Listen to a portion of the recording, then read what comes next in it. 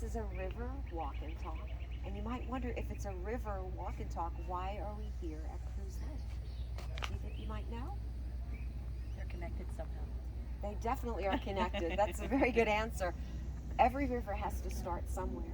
This is the headwaters of the Pithlachascotee River. And so I thought I might ask, have you ever either canoed or kayaked or hiked on the Pithlachascotee River? No, I have not. Right. Well, the river goes through Pasco County. It is actually a river that is completely in Pasco County. And it's 23 miles long. It starts right here at Cruise Lake, and it goes 23 miles and it empties out into the Gulf of Mexico. And out there is a seagrass preserve, and that's a real important ecosystem Sure. in the Gulf. It's really a great place for wild creatures, sea creatures, to live and to reproduce. So the river's pretty important as it goes through Pasco County. And I was going to tell a little story about how I first came to know about the Cotee River. Very short story, but when I was in college, my grandparents moved to Florida. We all lived in New York for generations, and they moved to Florida like so many people do when they retired. And so I came to visit them, and I didn't know much about Florida or this area at all, but they moved to Newport Richey, and I borrowed a bicycle from them, and I started riding my bike around, and I came upon some woods and a little trail. I was right off Plath Road. I don't know if you've heard of Plath Yes, Road. I'm familiar. And I found this little trail, and I went back in the woods, and there was this beautiful creek. And it looked like a swimming hole. There were some ropes and some trees for people to swing and land in the water, and it had a beautiful sandy bottom. And being from New York, I had never really been in a tropical forest or subtropical forest. And so I was very impressed with this place. And so that was my first experience with the Cotee River. And since then, of course, I moved to Florida, and I was a teacher here, and I raised a family here. And I feel like the river just kind of wrapped around my life.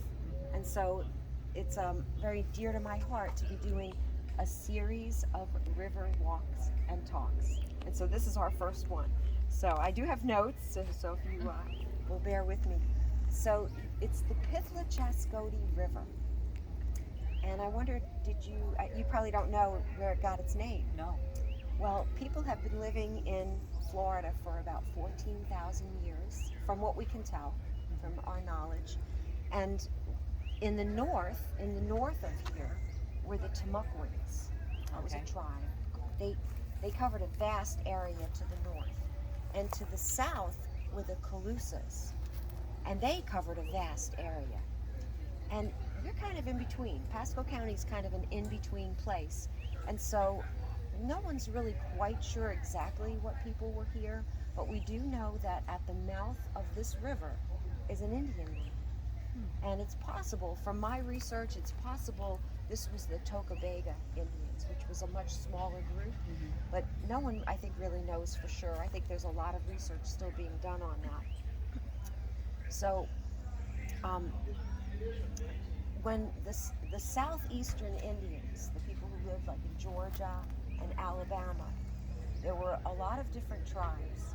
And when the European settlers came over, they called those tribes the Creek Indians. Okay. And at a certain point, some of those Creek Indians kind of escaped the Europeans. They weren't very kind to them, and they escaped those Europeans, and they came into Florida. And so they were called the Seminole Indians. Okay. And so those are the folks that came in here, and they named the river with the Creek language. And so Pithla, this is so interesting to me. Pithla means canoe, and Chaskita means chop. And so this was the boat-building river. Pithlachascotee is the boat-building river.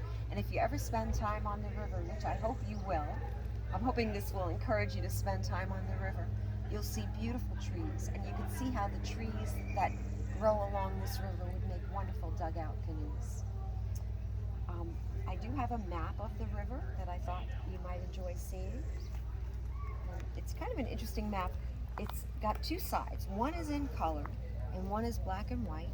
And feel free to look at both of these. I've got two of them, so you can both hold on to one. And you can see, I feel like the black and white one on the other side shows the river really well. You can see how I colored it in blue, so you can see how it flows south of here, and then it goes west, and then at the very end it goes north again, and then out into the Gulf of Mexico. It's very, very interesting.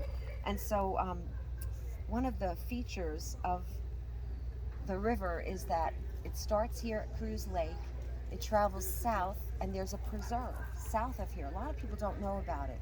It's the Upper Pithlachascotee River Preserve. You're welcome to join us if you'd like. Thank you. And then it goes through the Starkey Wilderness Park, and it goes through some neighborhoods, and it goes through James E. Gray Preserve, and it goes through the city of Newport Richey, and then it goes out into the Gulf of Mexico at Miller's Bayou. So it's quite the little travel, and it has about a dozen bridges that go across it, which is a lot for a 23-mile river. It's quite a few. And one of the things about this river, one of the features of it, it's considered a black water river because it goes through a lot of low-lying areas.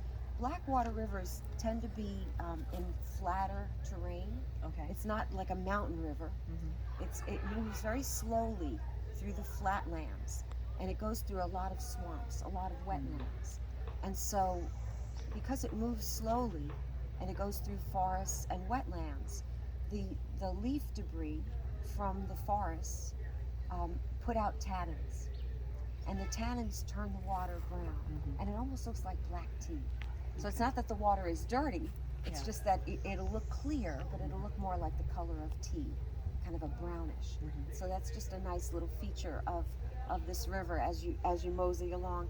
And the other thing about this river is that it's got tidal influence. Do you know what that would mean, tidal influence of a river?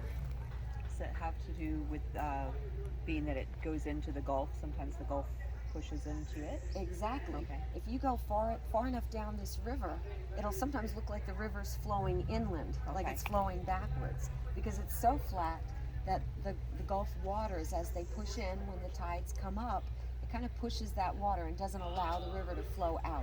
Okay. And so that water just kind of pushes Because it in moves a so little bit. slow, it can't fight that. Exactly. Okay. That makes sense. Exactly.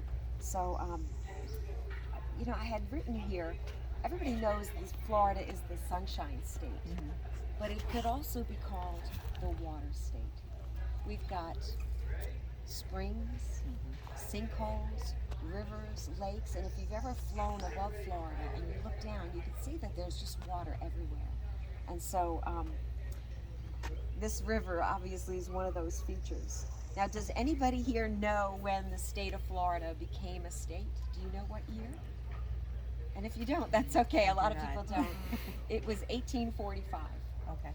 And so from the moment that the European settlers came here and started really moving into this area, they needed to, or they felt they needed to, manipulate the water. And so they started digging canals and ditches. They took wetlands, swamps, and they wanted to basically drain the swamp and create ranch land and farmland. And so people have been manipulating water in this state for a very long time, really since the 1800s.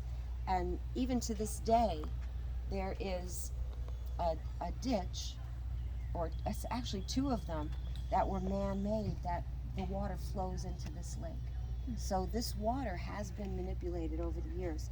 Now, for when the settlers came in here, the European settlers came in, they had a different idea about the resources in the area, and so they cut down a lot of the forests because they wanted to make money, and they over-harvested the game, the wild animals, and so the place was getting quite adulterated, especially into the 1900s, into the 20th century. But around the 1970s, things started changing around here. The federal government, the state government, local governments started to have a slightly different attitude about preserving wild lands and taking better care of the water and understanding the natural water systems. And so the state of Florida is kind of unique in that it created something called water management districts. It's such a watery state that it created, let's see if I can find that here. I think I lost my page. This would be a good moment to pause.